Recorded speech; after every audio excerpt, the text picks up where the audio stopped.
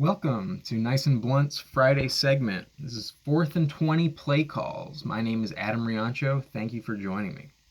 So before I get into this, I'd like to explain a philosophy that I'm going to apply for each of the next five play calls this week.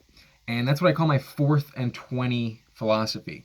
Now, imagine, so to speak, you're playing Madden, because you're obviously not playing in the NFL if you're watching this video. So if you're playing Madden and you find yourself down, let's say it's the fourth quarter, there's 5 minutes left, and you need to score on this drive to keep your hopes alive in the game, but you find yourself on 4th down with 20 yards to convert. Odds are clearly stacked against you. You're probably going to lose, but you got to go for it. What type of play call would you make? Would you call a Hail Mary, all go routes, or would you call a basic draw play up the middle and hope that your running back can miss a few tackles and get you the yardage? Obviously, if you're not Freddie Kitchens, you'd probably go for the Hail Mary pass, give yourself a shot at converting that big down and distance. Basically, you got to take some chances here. You know that you're desperate. You know that you're probably not going to succeed, but you got to go for it. How does this apply to fantasy football? Imagine your Thursday night matchup. Imagine you started a player on Thursday night that put up a dud. Let's say you started Ezekiel Elliott yesterday. Terrible matchup. Let's say your opponent started someone who was exceptional, like Antonio Gibson, for instance. Maybe they started Will Fuller. Either way, you're down big, you're projected to lose, and you need a win, so you gotta swing for the fences. The next 5 players I'm going to mention are players you can take a swing on, and I think you have a better shot to hit with these guys this week. So first on the list, by far the safest option, Cole Beasley. In ESPN leagues, he's owned in 51%, and he's only started in 12% of ESPN leagues. So not too much trust for Cole Beasley, but I don't really know why. Cole Beasley is forever an underrated player. He's very efficient, very reliable catch rate, and this year with Josh Allen, in the games that John Brown has not played, he has been exceptional. The last time John Brown didn't play, Beasley put up 11 receptions for 112 yards on 12 targets. Now, if you're playing in a PPR league, that's exceptional. That's 22.2 points from Cole Beasley. Not a player you're expecting to put up 20. The last game he played, which John Brown was also in the game, this was 2 weeks ago because their bye was last week. He put up 11 receptions for 109 yards and a touchdown on 13 targets, Cole Beasley did. So Josh Allen clearly trusts him, and you can see why. And guess what? This week, at home against the Chargers, John Brown's been ruled out yet again. And given the Josh Allen versus Justin Herbert matchup, we could easily see a shootout. And I don't think that Diggs is going to get every single target. I could easily imagine 10 plus targets for Cole Beasley yet again, and probably a touchdown, probably more than 100 yards. Weather is not going to be a factor this week in Buffalo, so start Cole Beasley with confidence. My next 4th and 20 play call, Michael Pittman Jr. In ESPN leagues, he's owned in 35% and only a 12% start percentage in those leagues. So this week he's facing Tennessee. Tennessee is the 6th worst pass defense in the NFL this season, and he's going up against Malcolm Butler. The reason I bring this up is because Malcolm Butler is only 5'10". Michael Pittman is 6'4", so a clear height advantage for Phillip Rivers to look to exploit. The last time these two teams played was only 2 weeks ago, and Michael Pittman went off. He put up 8 targets, 7 receptions, and 1 carry for 122 total yards. He looked like a star and basically had his first breakout game. I expect him to have another one well, I guess not another breakout game. I expect him to repeat that type of performance and put up a good stat line. He's been averaging 6 targets per game the last 3 weeks.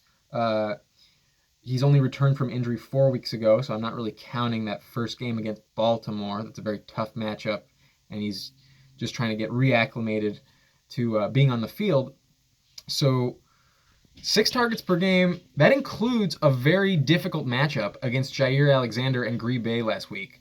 Jair Alexander is an elite cornerback this year. He's, I believe, rated in the top 3 in terms of cornerbacks on PFFs in the entire league. So by no means was Michael Pittman expected to produce last week. He still had 3 catches for 66 yards and a touchdown. So he went off for one big play at the beginning of the game. I don't know if you can expect that every week, but it's a great sign. His speed is very, very good. He ranks in the top 10% of all wide receivers in the speed score. So look for Michael Pittman this week to have a big game. 2020 rookie wide receiver class has been exceptional, and Pittman looks to continue the trend. I love Michael Pittman this week. The next guy on this list, Christian Kirk. Now, Christian Kirk is owned in 65% of ESPN leagues and is only being started in 15% of them. So the reason I like Christian Kirk is he's played on an average of 75% of snaps the last 6 weeks, but Larry Fitzgerald tested positive for COVID-19 and was declared out for Sunday's game in New England. So expect Kirk's snap share to go up. Last week it was 91%. So he's on the field a lot. Hopkins, the clear number 1 option on this team, should expect double teams from Bill Belichick's game plan. Bill Belichick always likes to try and take away his opponent's number 1 option as much as he can. Just look at Darren Waller in week 3. Cost me a win in my fantasy league. But we could, because of these factors, we could easily see an uptick in targets for Christian Kirk, who in that 6-game sample size has seen an average of 6.3 targets per game. Not bad at all. He's also shown the potential for multiple touchdowns in the same game. He had a stretch of 5 touchdowns in only 3 games earlier this season. He played with Kyler Murray in college, so they have a rapport that goes back more than just these last 2 years.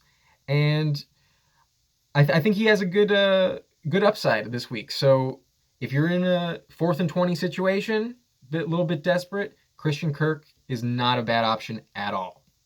Number 4 on this list, and you might call me crazy, but it's Nelson Agholor. He's owned in 28% of leagues and is only being started in 10%. But check this. He's going up against Atlanta this week, who gives up the 2nd most passing yards per game this season.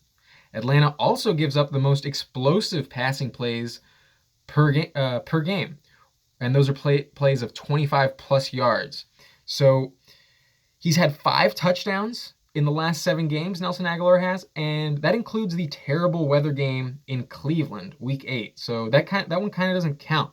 So if you remove that, it's 5 touchdowns in his last 6 realistic games.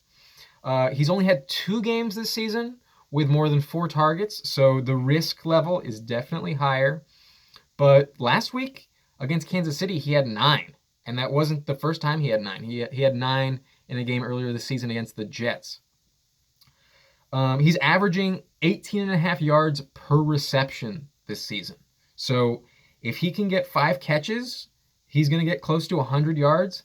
And if the trends continue, I think you can expect a touchdown from Nelson Agholor this week. So I'm currently starting him in my daily fantasy lineup. I've got him and Cole Beasley going. And I've also got this last player at tight end, Jordan Reed. Now, as long as Jordan Reed has not had concussion problems, he's played and been efficient.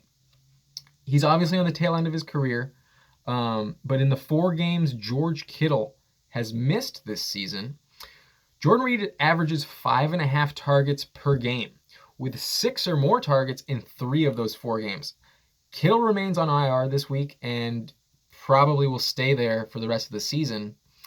Now, he faces the Rams this week, which is a scary matchup most of the time. Their secondary is elite. Okay, they've allowed the least, the fewest fantasy points to wide receivers this season. However, they are middle of the pack when it comes to fantasy points allowed to tight ends. They are extremely average, number 17 in the league. So when it comes to this defense, the middle of the field is where you can attack them, and tight ends seem to get forgotten just a little bit. They put a little bit more attention on the wide receiver core. Granted, they have Jalen Ramsey, so that's not a surprise. Deebo Samuel will return to the field against the Rams on Sunday, and Raheem Mostert has been designated to return off of IR. However, he remains questionable, so we're not entirely sure he's going to suit up this week, but it's looking pretty good. However, Brandon Ayuk is not expected to come off the COVID reserve list in time for this game, so the passing options aren't as good as Kyle Shanahan wants them to be, and Jordan Reed should maintain a solid role in this offense. If you need to stream tight end this week, you could do far worse than Jordan Reed. So I mentioned daily fantasy, and my 4th and 20 philosophy is where I like to apply this the most. I've got a lineup started on FanDuel this week that includes Patrick Mahomes as my quarterback, and I've got a double stack going with Tyreek Hill and Travis Kelce in my lineup. So hopefully both of them go for over 100 yards, both of them get some touchdowns, and Mahomes gets me that stack and double points for that. But to pair them, I've got Nelson Agholor, Cole Beasley, and Jordan Reed in the same lineup. Now, they're obviously risky plays, but in daily, you want to take some risks. You want to shoot for the fences and put up a massive point total. So I'm taking my shot with those 3 players. And at running back, I've got my boy Nick Chubb, who has an amazing matchup at Jacksonville this week, a terrible run defense. And I also took a shot on Leonard Fournette. Now, he's going up against Kansas City, and I don't expect Tampa Bay to win this game, or at least be leading for the majority of this game. So I don't expect Ronald Jones to have the majority of the workload. I think they're going to need to have a few more passing plays, and Leonard Fournette should be on the field a bit more. The Kansas City secondary is pretty good, so their receivers might be a bit more covered than you would expect, and there might be a few more dump-off passes to Leonard Fournette. FanDuel does have half PPR scoring, so I do want those receptions for some upside and a nice floor for my running back. And lastly, I'm picking the New Orleans Saints at Denver to basically shut them out. Denver is not a good team. They should have been shut out by Miami last week, but it didn't happen. Granted, the game is in Denver, so the altitude is going to be a factor, but New Orleans' rush defense is elite. I don't expect Melvin Gordon or Phillip Lindsay to do anything, and Drew Lock could easily throw a couple interceptions given his lack of experience. So that's my daily fantasy lineup this week. I'm hoping to make some money, but if you're playing fantasy football, if you're gambling in any type of way, you should have accepted the fact that you're willing to lose this money. So we'll see what happens. Hopefully things turn in our favor. And if you need a 4th and 20 play, those are some options for you. Now, if you like this video, please be sure to hit the like button, hit the subscribe button, and I hope to see you again. Thank you for watching Nice and Blunt. Have a good weekend.